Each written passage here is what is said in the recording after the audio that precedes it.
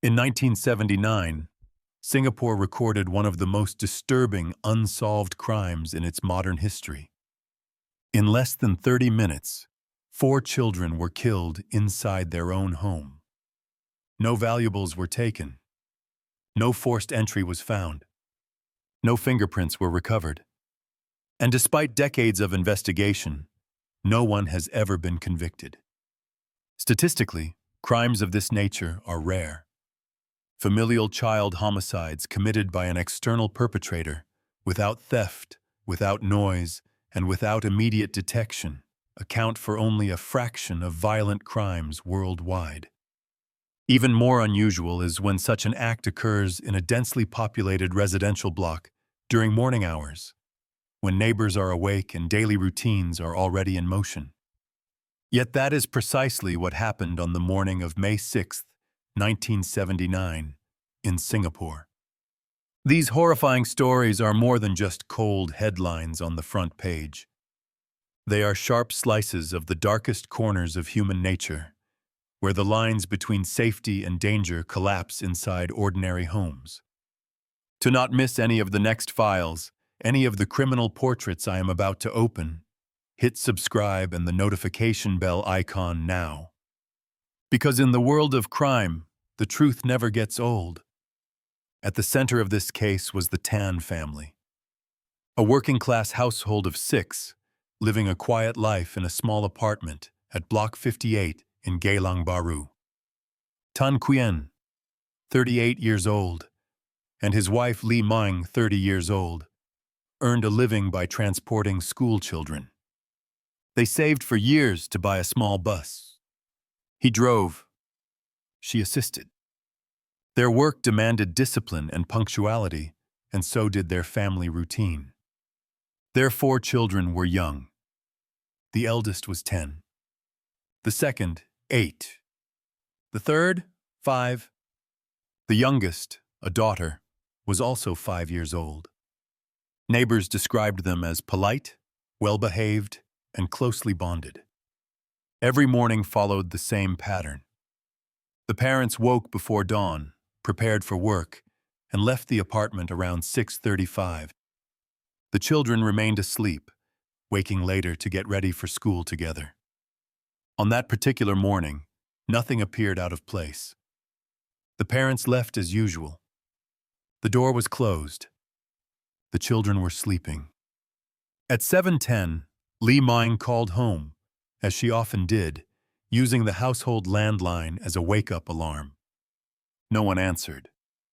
She called again, and again.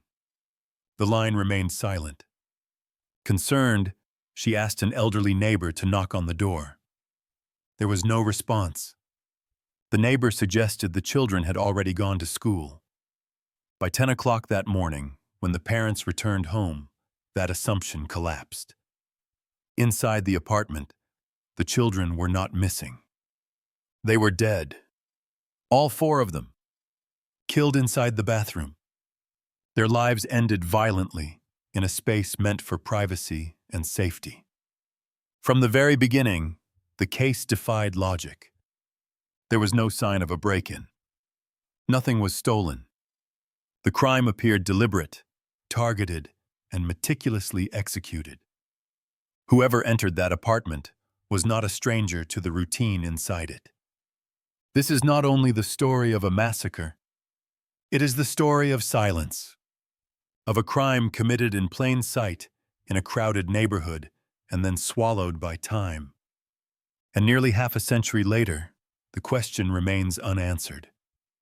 Who walked through that door, and why were 4 children the price that was paid?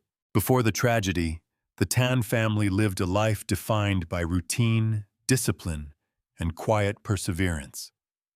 They were not wealthy, nor were they socially prominent. They were a working-class family, doing what millions of others did in Singapore during the late 1970s, working long hours, saving carefully, and building stability one day at a time. Tan Quyen was 38 years old in 1979. His wife, Li Ming, was 30. They married young and became parents quickly. By the time many of their peers were still establishing their careers, the Tans were already raising 4 children. Their financial situation required constant effort. To support the household, the couple pooled their savings and purchased a small bus, which they used to transport children to and from school. Tan Queen drove the vehicle.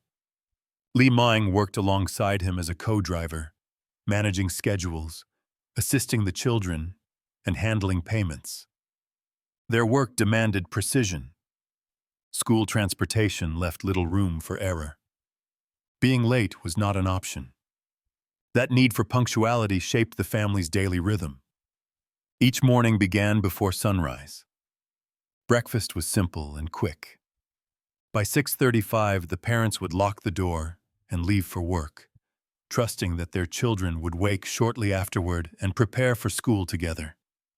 The family lived in a modest apartment at Block 58 in Geylang Bahru. The building was part of a densely populated residential area, typical of Singapore's urban housing at the time. Neighbors lived close to one another. Sounds of daily life carried easily through hallways and stairwells. Privacy existed, but isolation did not. Inside the apartment, space was limited. There were no unused rooms, no hidden corners. Every area served a function. The children shared sleeping spaces. The bathroom, small and functional, was not a place where anyone lingered. It was a practical home, shaped by necessity rather than comfort. The 4 children were at the center of the household. The eldest son, 10 years old, had already begun to assume a sense of responsibility. Teachers described him as attentive and protective of his younger siblings. The second son, 8, followed closely behind, often mirroring his older brother's behavior. The third child, a 5-year-old boy, was energetic and curious. The youngest, a 5-year-old daughter, was described as gentle and quiet. Neighbors remembered the children as polite and well-behaved. They played together, walked to school together, and were rarely seen alone. Their bond was reinforced by the parents' work schedule, which required the siblings to look after one another during the early morning hours. This arrangement was not unusual at the time.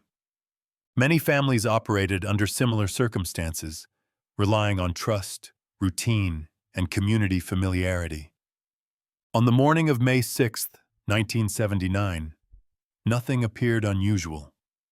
Tan Queen and Li Ming woke at 6 o'clock, as they always did. They prepared for work, ate breakfast, and left the apartment at 6:35. All 4 children were still asleep. The door was closed and locked behind them.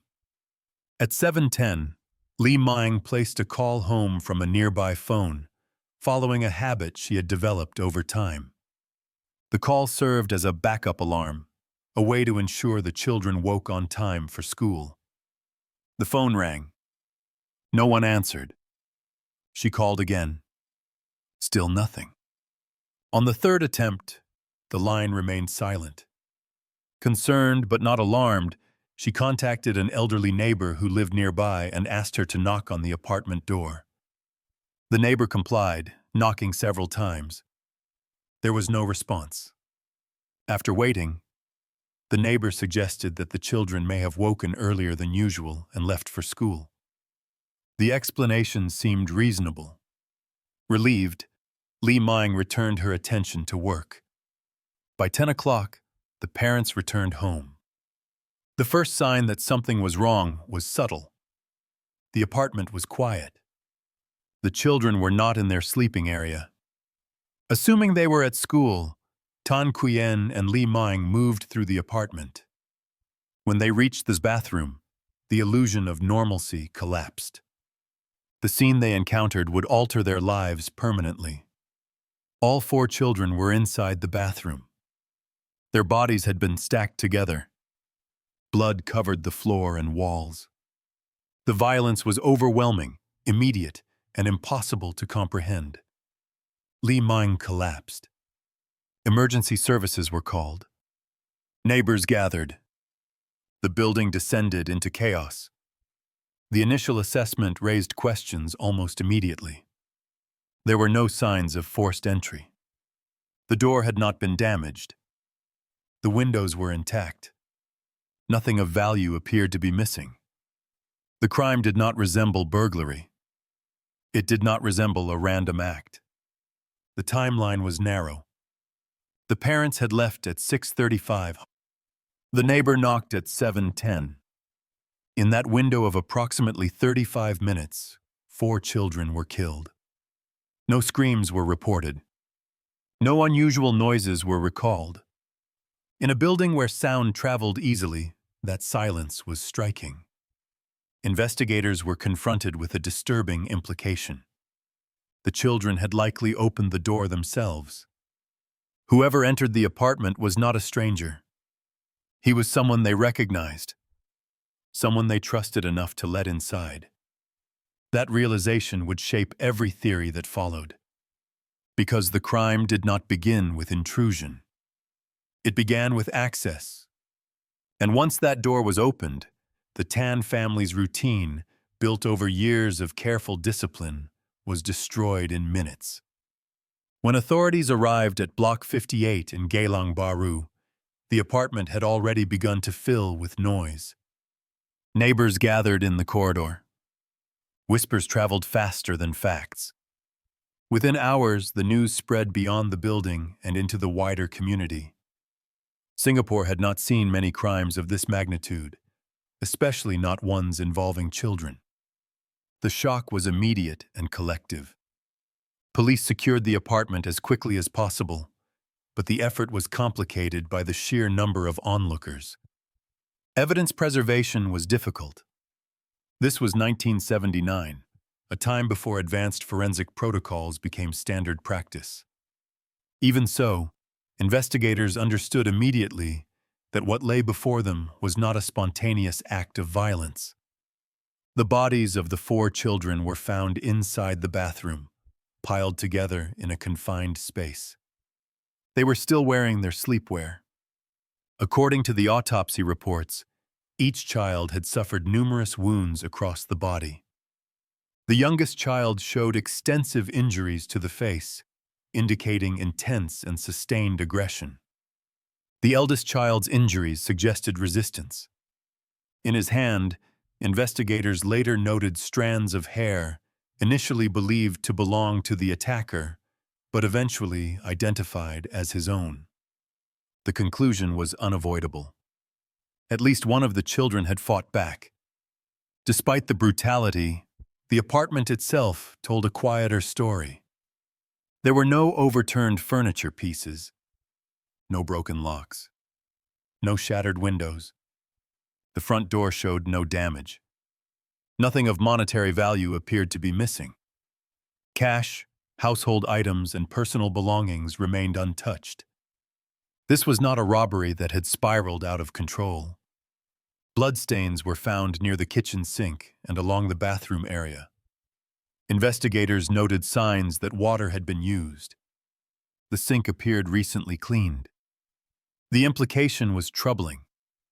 The perpetrator had taken time to wash up after the attack. That detail alone suggested familiarity with the space and confidence that no one would interrupt him. No fingerprints were recovered. No footwear impressions were found. The suspected murder weapons, believed to be a large cleaver and a dagger, were never located. Whoever committed the crime left with what they brought and erased as much as they could before leaving. The estimated time of death narrowed the window further. The parents had left at 6:35 in the morning. The neighbor knocked at 7:10. Within that span of roughly 35 minutes, 4 children were attacked and killed. The efficiency of the act disturbed investigators. This was not hesitation. This was execution. One of the most perplexing aspects of the case was the absence of noise.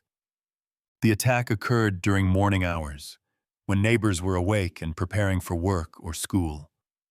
In a densely populated housing block, cries or commotion would normally be expected. Yet no one reported hearing screams, fighting, or anything unusual. This led investigators to consider a disturbing possibility. It was theorized that there may have been more than one perpetrator. One individual could have restrained or distracted the children, while another carried out the killings. The bathroom, small and enclosed, could have been used to isolate each child individually. While this theory could not be confirmed, it remained part of the investigative discussion due to the logistical difficulty of controlling 4 children in silence. Another conclusion, however, became increasingly clear. The perpetrator was not an outsider. The children had likely opened the door voluntarily. This meant the attacker was someone they recognized and trusted, someone who knew their routine, someone who understood that the parents would be gone and that no adult supervision would return for hours. With the physical evidence exhausted, investigators turned outward. They began examining the Tan family's relationships, finances, and social connections. Attention briefly focused on a rotating savings fund the parents participated in, a system in which members contributed regularly and received pooled funds over time. There was a clause stating that if a member passed away, remaining participants could benefit financially. Investigators questioned whether someone facing financial distress might have acted violently. The theory quickly weakened. Even if such a motive existed, harming children would not guarantee financial gain. The parents were the direct contributors. Removing them would have been the logical target, not their children. Another line of inquiry explored the possibility of debt. Investigators asked whether the family owed money to anyone or had disputes with creditors. The parents denied any outstanding loans or conflicts. Financial records did not support the theory of intimidation or retaliation. As each explanation failed to account for the facts, one conclusion remained. This was a premeditated act. The killer had selected the time. He had selected the victims. He had planned his entry and his exit. And he had vanished into the morning without leaving behind a single clear trail. The case had moved from shock to confusion, and soon it would move into something even more unsettling. Because weeks after the murders, the killer would make it known that he was not finished speaking. 2 weeks after the massacre, as Singapore prepared for the Lunar New Year, the Tan family received a letter. At a time when grief was still raw and unanswered questions dominated every waking moment, the envelope arrived without warning. What it contained would deepen the horror of the case and confirm what investigators already feared. The letter was a New Year greeting card. On its cover was an illustration of children playing. Inside, a message was written in Chinese. The words were brief, deliberate, and cruel. It stated that the Tan family no longer had any descendants left. The message ended with laughter and a signature: the murderer. For investigators, the letter changed everything. This was no longer a silent crime. The perpetrator had chosen to speak. And more importantly, he demonstrated knowledge that only someone close to the family would possess. The message referenced the idea that Li Ming could no longer have children. At the time of the murders, she was only 30 years old. There was no public reason to assume she could not conceive again. Yet after the birth of her 4th child, she had undergone a tubal ligation procedure. This information was not widely shared. It was personal, private. The fact that the sender knew it reinforced a chilling conclusion. The killer was not an outsider. He had intimate knowledge of the family's life. The letter also revealed something else. The murders were not impulsive. They were purposeful. The children were not collateral damage. They were the intended targets. Months passed without progress. Then, a new lead emerged from an unexpected source. An anonymous taxi driver came forward with information that would briefly reignite hope. According to his statement, on the morning of May 6th, around 8 o'clock, his taxi was parked near Lot 96, not far from Block 58. A young man, estimated to be around 20 years old, approached the vehicle.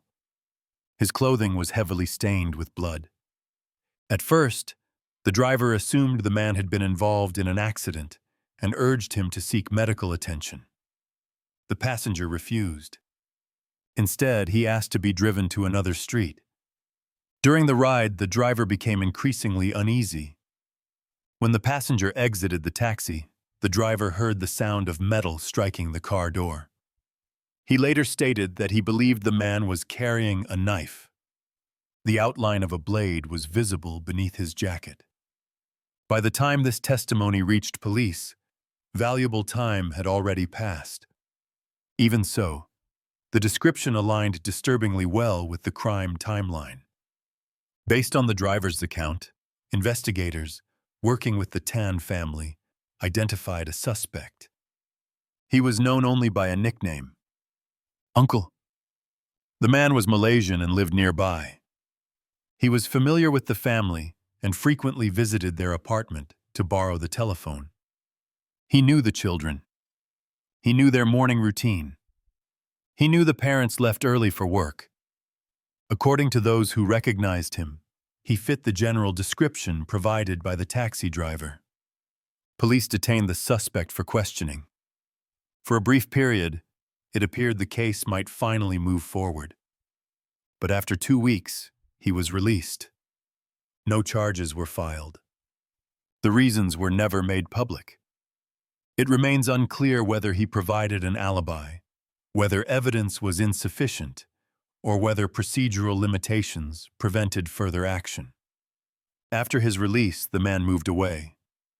He disappeared from the area and from public discussion. The investigation stalled once again. In the absence of official answers, speculation filled the vacuum. Online forums, private discussions, and informal investigations produced a range of theories. Some suggested the motive was romantic in nature. The argument was that if the children were the primary targets, the act may have been driven by obsession, rejection, or jealousy. Others focused on money, citing rumors of a lottery ticket worth 45,000 United States dollars, an enormous sum at the time, and a dispute over its ownership. More extreme theories alleged hidden criminal activity involving the parents, including drug trafficking or associations with organized groups. These claims were firmly denied by the Tan family and were never supported by evidence. Investigators have consistently stated that no proof exists to substantiate such accusations. What all theories shared was a common focal point. They circled back to the same individual, the same access, the same familiarity. And yet, none crossed the threshold required by law. In the end, the case returned to its original state. 4 children murdered. A killer who chose his moment carefully. A message sent to ensure the pain endured. And a suspect who walked free. The passage of time has only complicated the search for truth. Witnesses have moved away or passed on. Memories have faded. Physical evidence, already limited, has deteriorated or been lost. What remains is a case defined not only by violence, but by silence. A silence enforced not by lack of interest, but by the absence of proof. And that silence would follow the Tan family for the rest of their lives. In the decades that followed the massacre, the Tan family was left to live with an absence that could never be explained away. 4 children were taken in a single morning, and no official conclusion ever arrived to justify why. The investigation, once filled with urgency and public attention, slowly faded into silence. Tan Quyen and Li Ming withdrew from public life. They stopped operating their school transportation service and remained in the same apartment, despite the unbearable weight of memory attached to every wall. According to those close to them, leaving the home felt like abandoning the last place their children had existed. Staying, however, meant reliving the tragedy daily. 2 years later, in 1981, Li Ming underwent surgery to reverse her previous sterilization. She later gave birth to a healthy baby boy. While the child brought a measure of comfort, he did not replace what had been lost. He grew up under the shadow of a crime that defined his family before he was born. As the years passed, the case grew colder. Witnesses moved away. Some passed on. Physical evidence, already limited at the time of the murders, deteriorated. The suspect known as Uncle was never publicly charged. His whereabouts became unknown. With no new leads, the file remained open in name only. Nearly half a century later, in 2021, a crime prevention organization in Singapore revisited the case. Their review highlighted inconsistencies that had persisted for decades. They clarified that the crime scene was located on the 4th floor of the building, not the 5th, as had been widely reported. They also raised concerns about the lack of cooperation from neighbors at the time, suggesting that crucial information may have been withheld. The review reignited a small glimmer of hope, but reality quickly followed. Most potential witnesses were no longer reachable. Memories had faded. The opportunity for justice had narrowed. Tan Qian has since passed away. Li Ming is now nearly 80 years old. When she learned that the case had been reviewed again, she reportedly broke down in tears. Not because she expected resolution, but because acknowledgement itself had become rare. The pain for her had never aged. Only the world around it had moved on. This case is not remembered solely for its brutality, but for what it represents. A crime committed in a crowded neighborhood, in broad daylight, without resistance from the environment around it. A reminder that silence, whether born from fear, familiarity, or indifference, can be as powerful as violence itself. The massacre of the Tan children remains unresolved. No perpetrator has been named. No sentence has been handed down.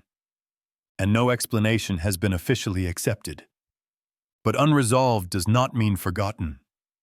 As long as the case remains open, however quietly, the possibility remains that the truth may one day surface. Until then, the story of 4 children killed in their own home stands as one of Singapore's darkest unanswered questions. A file left open, waiting for a voice that has not yet spoken.